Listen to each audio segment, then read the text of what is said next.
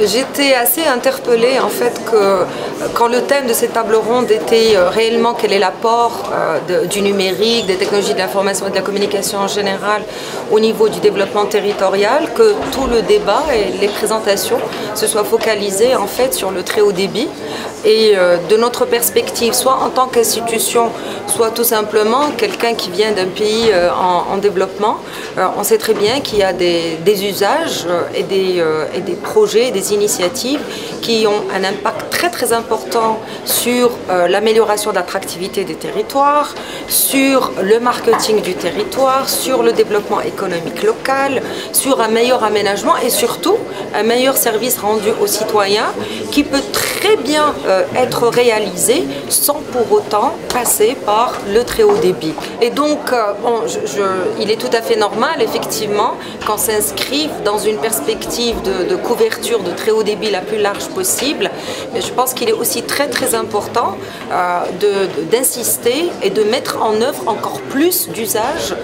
du numérique parce qu'il n'est pas encore exploité au maximum de son potentiel. Le numérique a un rôle indéniable qui a été prouvé, évalué, mesuré sur l'amélioration de la qualité de vie des citoyens, sur l'amélioration des services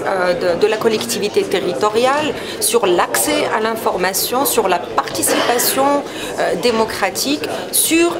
également la mise en œuvre et la réalisation d'un certain nombre d'applications pour le développement économique local. Je n'en citerai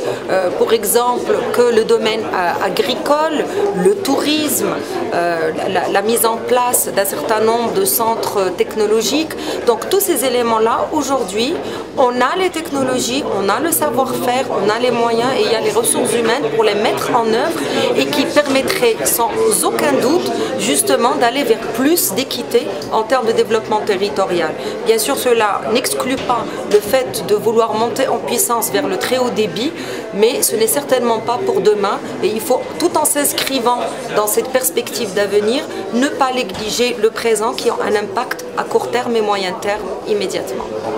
Par rapport à ce que vous pouvez constater dans les pays en développement, est-ce que cette obsession du très haut débit n'est pas un petit peu un luxe des pays riches ? Elle est certainement plus quelque chose, enfin une préoccupation à la portée des pays qui ont les moyens que ceux qui n'en ont pas.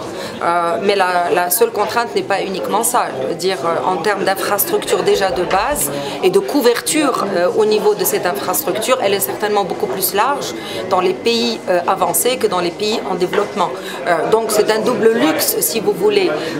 Mais en même temps, dans beaucoup de pays en développement, vous trouverez, vous savez, vous trouverez des poches d'excellence qui ont le très haut débit, bon, qui effectivement est très limité